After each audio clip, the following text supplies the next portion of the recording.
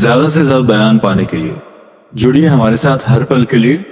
آپ کا اپنا یوٹیوب چینل بیان حق وائس یوٹیوب چینل کو لائک کریں، شیئر کریں اور سبسکرائب کریں اور بیل آئیکن دبانا نہ بھولیں۔ اور پڑھے الصلاۃ والسلام علیک یا رسول اللہ، الصلاۃ والسلام علیک یا حبیب اللہ، الصلاۃ والسلام علیک یا نبی اللہ، صلی اللہ تعالی علیہ وسلم۔ خطبہ مسنہ کے بعد جس آیت کریمہ کو آج عنوان سخن بنایا، ہم اور آپ اس بات سے اچھی طریقے سے واقف ہیں کہ یہ جو ادیان، یہ جو مبارک ایام ہم پر سایہ کرم کیے ہوئے ہیں، ان کی شان، ان کا مقام، ان کا مرتبہ، ان کے فیوض و برکات بہت ارفع و اعلیٰ ہے۔ اللہ تبارک و تعالی قرآن کریم فرقان حمید میں ارشاد فرماتا ہے والفجر وليال عشر،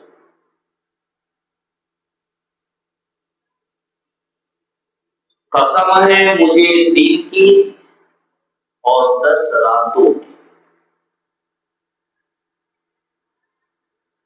یہ دن اور یہ 10 راتیں،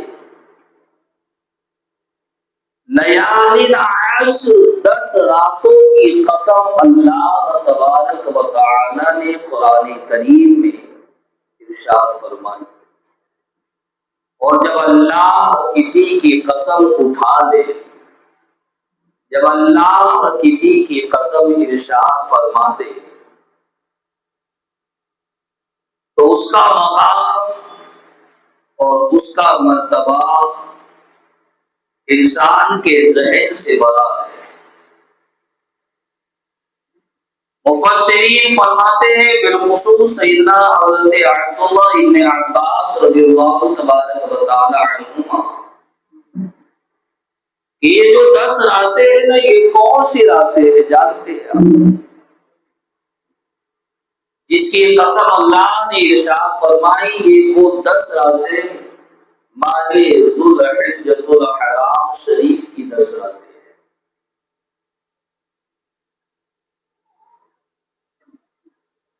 جس کی قسم اللہ نے ارشاد فرمائی۔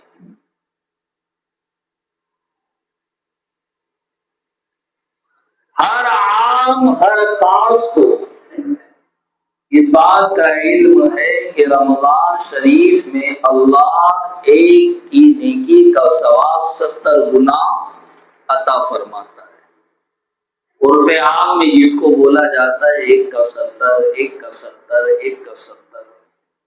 کیلے بیچنے والا بھی بولتا ہے 1 کا 70، آم بیچنے والا بھی بولتا ہے 1 کا 70، مستری بھی بولتا ہے 1 کا 70۔ جھوٹ مت بول، 1 کا 70 ہے۔ یہ 1 کا 70، 1 کا 70، 1 کا 70 اتنا عام ہو گیا کہ ہر خاص و عام کی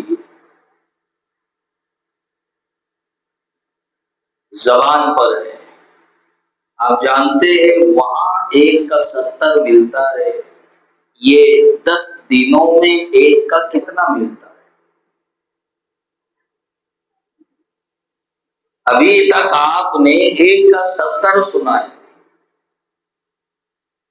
ایک نیکی کا ثواب 70 گنا، ایک عمل خیر کا بدلہ 70 گنا۔ مگر یہ وہ 10 دن ہے، 1 تاریخ سے لے کر تو 10 تاریخ تک اللہ کے رسول سید عالم صلی اللہ تعالی علیہ وآلہ وسلم ارشاد فرماتے جو یہ 10 دنوں میں ایک نیکی کرے گا اللہ اسے 700 گنا ثواب عطا فرمائے گا۔ اب یہ 1 کا 700 یاد رکھنا، 1 کا 70 بڑا مشہور ہے، اور ان 10 دنوں میں 1 کا 700 ہے۔ کوئی بندہ خدا اگر ایک نیکی کرے گا، اللہ تبارک و تعالی اسے 700 نیکیوں کا ثواب عطا کرے گا۔ تو رحیم ہی جو ٹھہرا تو تیرے کرم کے کیا ٹھکانے، تو نوازنے پر آئے تو نواز دے زمانے۔ اللہ کے رسول سید عالم صلی اللہ تعالی علیہ وآلہ وسلم کا ارشاد، اور اس ارشاد کا مفہوم، یہ 10 دنوں میں جو بھی بندہ اللہ سے جائز دعائیں طلب کرتا ہے، اللہ تبارک و تعالی ان دعاؤں کو اپنی بارگاہ میں قبول فرماتا ہے۔ سب میں جگہ خالی رہتی، آگے آ جایا کرو، آپ لوگ کیسا بیٹھتے ہو؟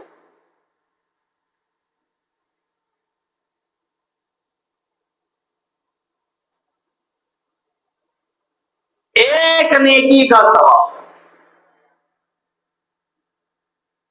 اور جو دعائیں یہ 10 دنوں میں کی جاتی ہے اللہ تعالی اسے قبول فرماتا ہے۔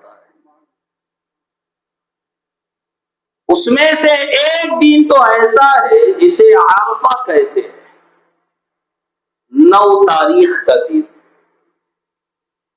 ہو سکے تو اس تاریخ میں روزہ رکھ لیا کرو،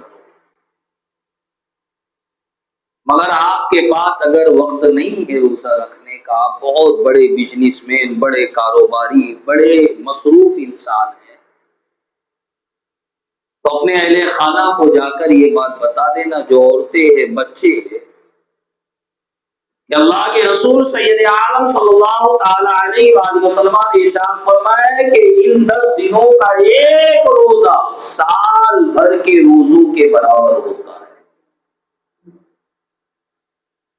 جو شخص ایک روزہ رکھے گا، اللہ اس کے سال بھر کے گناہ صغائر کو اس ایک روزے کا کفارہ بنا دے گا۔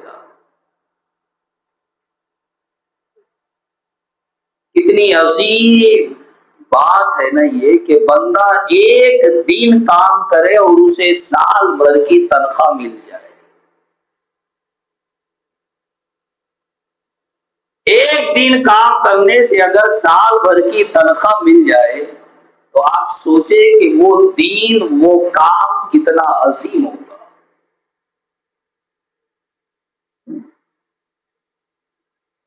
مستری حضرات زیادہ ہوتے ہیں، 7 دن بھرتے ہیں ہفتے میں، اگر ایک دن بھی اگر وہ ناغہ کرتا ہے تو اس دن کی تنخواہ کیا اس کو ملتی ہے؟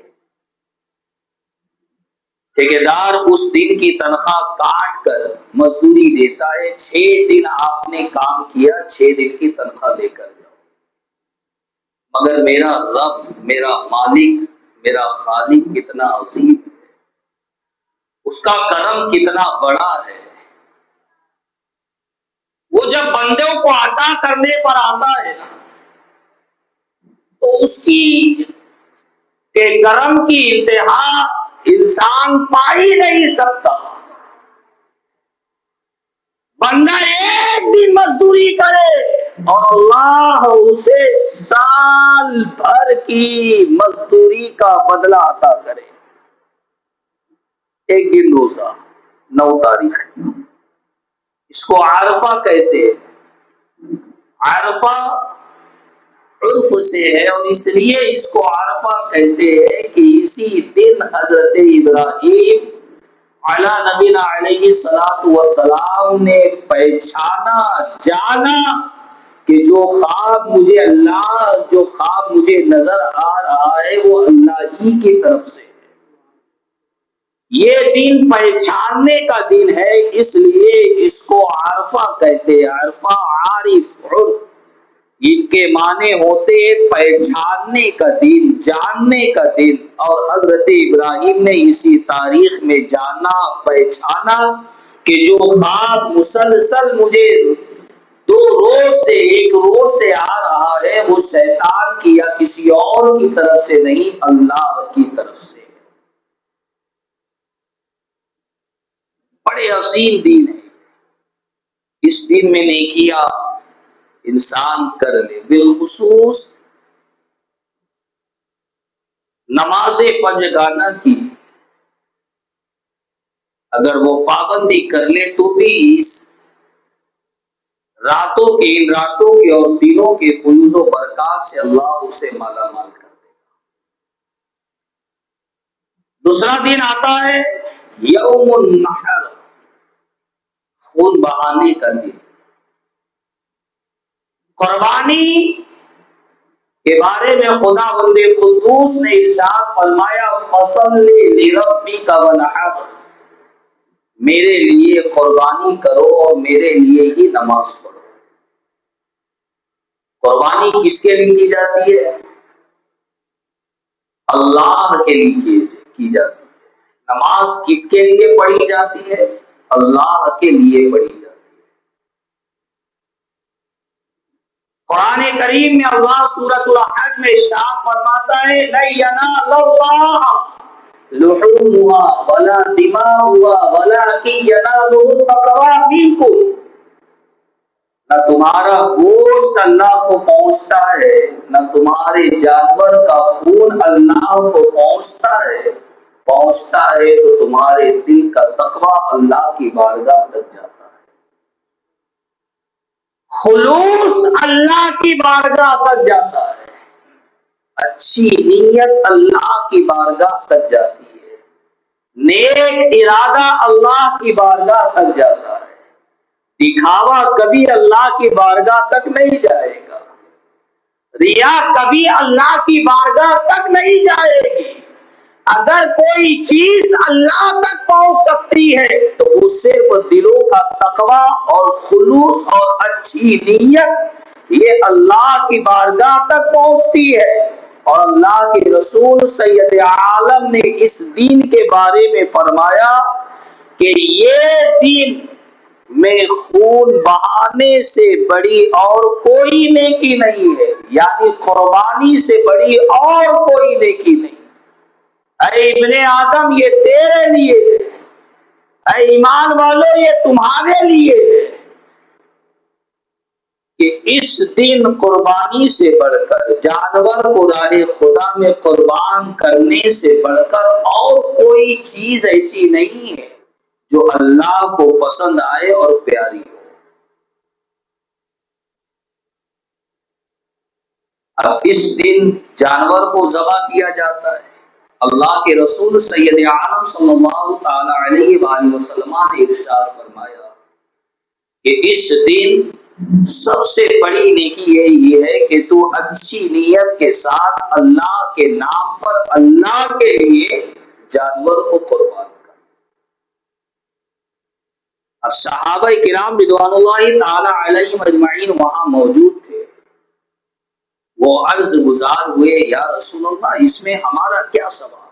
اب ذہن لوگوں کا طریقے سے جانے لگا ہے، بہت فاسٹ لوگ ہو گئے اپنے آپ یہ تو جانور پر ظلم ہے، یہ تو جانور کا خاتمہ ہے، یہ تو جانور کا قتل ہے، وغیرہ وغیرہ وغیرہ بہت سارے ذہن۔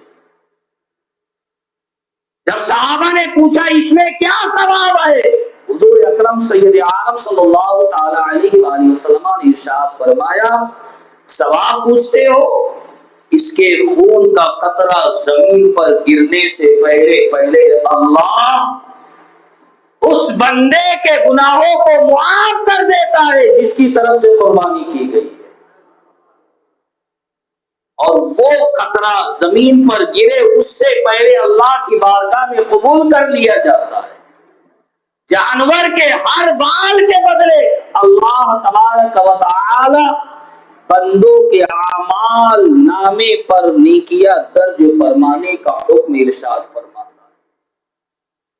اب یہاں غریب تو رہ گیا، اب اس میں کئی لوگ انٹرسٹ لے نہیں رہے، سن نہیں رہے، میری ہاں تو قربانی نہیں ہے۔ ارے یہ قربانی کا مسئلہ نہیں ہے، یہ دین کا مسئلہ ہے، سیکھنے سکھانے کی محفل ہے۔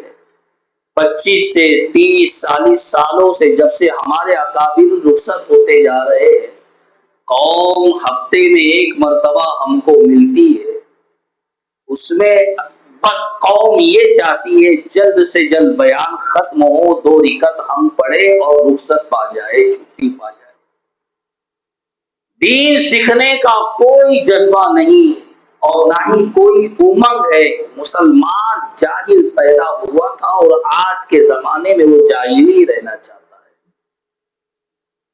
سارا کاروبار اس دن ہم دیکھتے ہیں قربانی کا، کہ وہ قربانی کرنے والا بیچارہ نہ جانے کیا معلوم کون سی بھگدڑ میں رہتا ہے، سارا کاروبار اس بندے نے قصائی کو دیا ہوا ہوتا ہے۔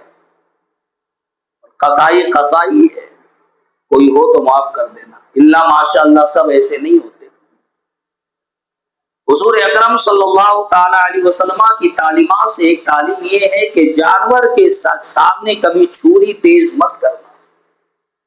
حضرت ماں عائشہ صدیقہ رضی اللہ تعالی عنہا سے فرمایا کہ ایک بچڑا ایک دمبا لایا جائے، ایک جانور حاضر کیا جائے جو کالے میں چلتا ہو، کالے میں دیکھتا ہو، کالے میں بیٹھتا ہو۔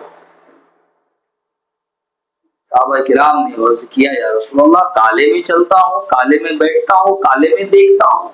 حضور نے فرمایا ہاں، چید کبرا، جس کے پیر کالے ہو، جس کی پشت کالی ہو، جس کا پہلو کالا ہو، جس کی نظر جہاں سے وہ دیکھتا ہو وہاں کالی چیز ہو، یہ جانور مجھے پسند ہے۔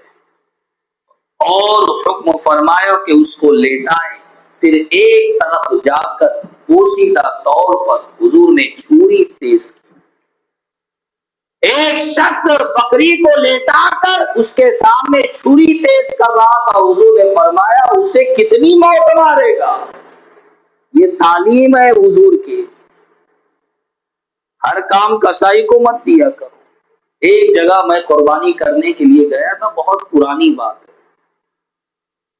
بہت پرانی بات ہے۔ اب یہ 3 دن ہے نا، میں مدرسے کے لیے ہم لوگ دوڑتے ہیں، بچوں کے لیے دوڑتے ہیں، اس میں ہمارا کوئی ذاتی فائدہ نہیں ہوتا ہے۔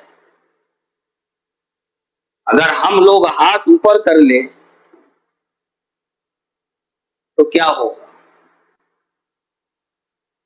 ہمارا کوئی ذاتی فائدہ تھوڑی ہوتا ہے، خاص بچوں کے لیے، جو بچے طالبان علوم نبویہ ہیں ان کے لیے دوڑ بھاگ کرنی پڑتی ہے۔ اور جب جانور کو لیٹایا جائے تو سنت طریقہ یہ ہے کہ دایاں پیر اس کے پیروں پہ رکھے۔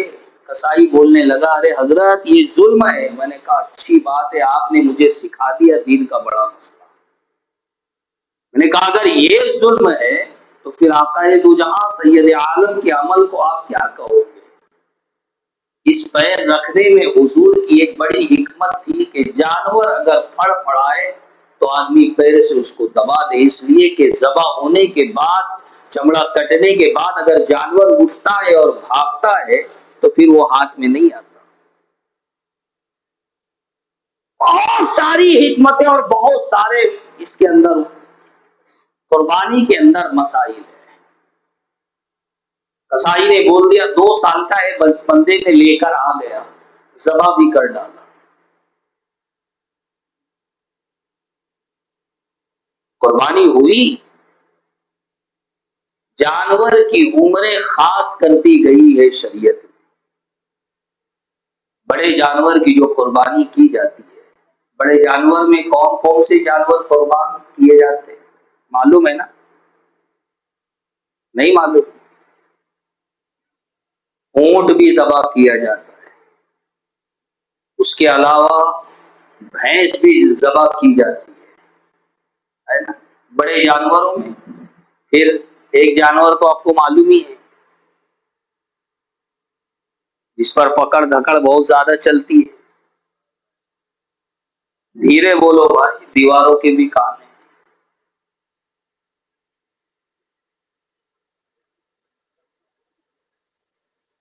بڑے جانور کی عمر 2 سال مقرر کی گئی۔ کتنی؟ 2 سال۔ 2 سال سے کم کا جانور جائز ہے۔ اونٹ کی عمر 5 سال رکھی گئی ہے، 5 سال سے کم عمر کا اگر ہے تو وہ جانور نہیں چلے گا۔ اسی طریقے سے چھوٹا جانور، بکرا، بکری، دمبا، اس جانور کی عمر 1 سال رکھی گئی، لیکن اس میں شریعت ایک راہ اور رہنمائی یہ کرتی ہوئی نظر آتی ہے کہ بکرا بکری اگر دور سے دیکھنے میں 1 سال کا معلوم ہوتا ہے تو اس کی قربانی جائز ہے، اگر وہ 6 مہینے کا بھی ہے تو۔ سمجھ رہے ہیں نا مسئلہ؟ اور آپ کو کی رہنمائی کرتا چلوں میں، ہمارے پاس اگر آپشن ہے، سمجھ لینا، اس میں ضد کا کوئی مسئلہ نہیں ہے، اس میں ڈر کا اور خوف کا کوئی مسئلہ نہیں ہے، بیان شروع ہے آن لائن، ہے نا۔ میں علل اعلان یہ بات کہتا ہوں کہ اس میں نہ کوئی ڈر کا مسئلہ ہے، نہ کوئی خوف کا مسئلہ ہے، ہم اللہ اور اس کے رسول کے علاوہ کسی سے نہیں ڈرتے، میں میری بات کر رہا ہوں، کسی سے نہیں۔ فلا تخشوا الناس واخشونی، اللہ نے کہا لوگوں سے مت ڈر، مجھ سے ڈر۔ تو اگر ہمارے پاس آپشن ہے، راہ ہے، راستہ ہے، تو ہم اسی جانور پر کیوں اٹکے ہوئے ہیں جس پر پابندی آئی ہے؟ سمجھ رہے نا؟ اور سارے لوگ ایسے نہیں، ہم کو یہی جانور چاہیے، گائے ہی چاہیے، بچڑا ہی چاہیے، کیوں؟ اسی پر قربانی ہے، اس کے علاوہ اور کوئی جانور نہیں ہے کیا؟ کیوں اپنی جان کو اور اپنے اہل و عیال کو خطرے میں ڈالتے ہو؟ کیا ضرورت ہے اگر آپشن ہے ہمارے پاس؟ اور دوسرا جانور بھی اگر اللہ کہ رسول سید عالم کی شریعت میں جائز لکھا ہے اور حضور نے جائز اس کو کہا ہے، تو پھر دوسرے جانور کی قربانی کیوں نہیں کرتے؟ اسی پر کیوں اٹکے ہو؟ نہیں، ہم کو یہی جانور ہونا، پابندی عائد کر دی گئی ہے اور سخت پابندی ہے۔ دیکھے ہوں گے آپ نے پچھلے سال مدارس والوں نے چمڑے کو نہیں وصولا، دیکھے ہوں گے کسی مدرسے میں جانور ذبح نہیں کیے گئے۔ یہ حکمت ہے، حکمت عملی سے کام کرنا مسلمان کو چاہیے کہ وہ سیکھے۔ حکمت بہت بڑی چیز ہے، ہر جگہ لڑنا، ہر جگہ بحث کرنا، ہر جگہ تو میں کرنا، یہ عقل مندی نہیں ہے۔ کہیں کہیں خاموش رہ جانا، کہیں کہیں قدم کو پیچھے لے لینا، یہ بڑی عقل مندی اور بڑی حکمت ہے، اور اللہ یہ چنندہ بندوں کو عطا کرتا ہے۔ دیکھو آپ روزانہ گاڑیاں پکڑی جا رہی ہے، ارے کیا ضرورت ہے بھائی؟ وہ جانور لانے کی کیا ضرورت ہے؟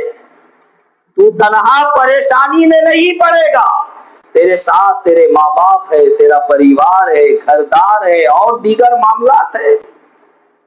اور اب قانون بڑے سخت ہو گئے، چھوڑ دو اس جانور کو، اس کے بدلے آپ بھینس کی قربانی کر لو، بھینس کے بچے کی قربانی کر لو، اونٹ میسر آئے اونٹ کی قربانی کر لو۔ لیکن یہ ہوتا ہے نا کہ پھر وہ مزہ نہیں آئے گا حضرت کھانے میں، مزہ نہیں آئے گا کھانے میں، جو سال بھر تک ہم فریجوں میں رکھتے ہیں اس میں مزہ نہیں آئے گا پھر حضرت۔ یہ کھانے کے لیے قربانی ہو رہی ہے۔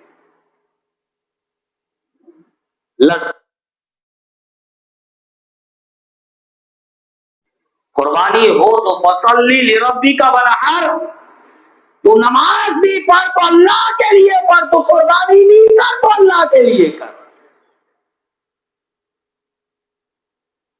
زمانے سے اب کو کیا لینا دینا؟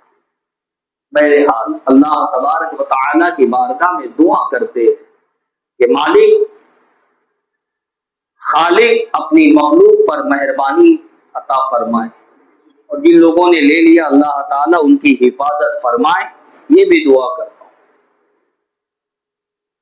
یاد رکھے کہ دارالعلوم سلطانیہ چشتیہ کے زیر اہتمام ان سال بغیر گوشت، یعنی بغیر گوشت سے مراد کہ اس میں آپ کو گوشت نہیں ملے گا، قربانی ہو جائے گی۔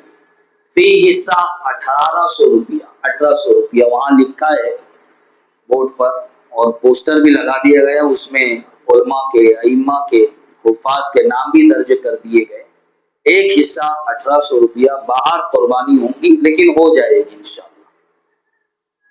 اور اس میں گوشت، بغیر گوشت کی قربانی کا فی حصہ 1800 روپیہ رکھا گیا ہے، 1800۔ اگر کوئی لینا چاہتا ہے تو مجھ سے رابطہ کرے۔ دوسرا اعلان یہ ہے، عید الاضحیٰ کی نماز انشاءاللہ مسجد غوثیہ حضوریہ میں 7 بجے ادا کی جائے گی۔ کتنے بجے ادا کی جائے گی؟ 7 بجے۔ 5:30 کی فجر چالو ہے، فجر ختم ہوتے ہوتے 5:45 اور 50 تک، 5:50 5:45 تک ہم پہنچ جاتے ہیں۔ وہاں سے جانے کے بعد میں اور پہلے چاہیے تھا، مگر ٹھیک ہے چلو 7 بجے کا میرے ذہن میں آیا، میں نے مشورہ لیا کیا تو 7 بجے اچھا ہے۔ بہت سارے لوگ پہلے دن قربانی کرتے، اور پہلے دن قربانی کرنا یہ افضل ہے دوسرے دن کی بنسبت، تیسرے دن کی بنسبت دوسرے دن قربانی کرنا افضل ہے۔ 3 دن ہے ہمارے پاس، دن میں بھی قربانی کر سکتے ہیں، رات میں بھی قربانی کر سکتے ہیں، جب چاہے آپ۔ یہ 3 دن کے اندر جو تیسرا دن ہے اس کا سورج غروب ہونے سے پہلے جب چاہے آپ کوئی بھی وقت میں قربانی کر سکتے ہیں۔ یاد رکھے، صفائی کا خیال رکھے، جو خون ہے جانور کا فوراً اطمینان سے قربانی کرے، انشاءاللہ تعالی اللہ آپ کا حافظ ہے، حضور آپ کے نگہبان ہے۔ اطمینان سے قربانی کرے، گھائی گبڑ نہ کرے، جانور کو این تین نہ لیٹائے، جو شریعت کا اور جو سنت طریقہ ہے اسی کے مطابق لیٹا کر جانور کو ذبح کرے۔ خون اس کا آپ فوراً بہا دے، اور جو گندگی اس کے جسم سے نکلتی ہے اس کو ایسی جگہ ڈال دے، پہنچا دے خود یا کسی کے ذریعے جہاں نگر پالیکا والوں نے انتظام کیا ہوا ہے، روڈ پر نہ پھینکے۔ ہمارے محلوں میں اور ان کے محلوں میں جا کر آپ نے دیکھا ہوگا، بہت سارے لوگ ہیں جو ان کے محلوں میں کام کرتے ہیں، دیکھو آپ ان کے محلوں کو کتنا صفائی کے ساتھ اور کتنی ستھرائی کے ساتھ یہ لوگ اپنے محلے کو، اپنے گھر کو رکھتے ہیں۔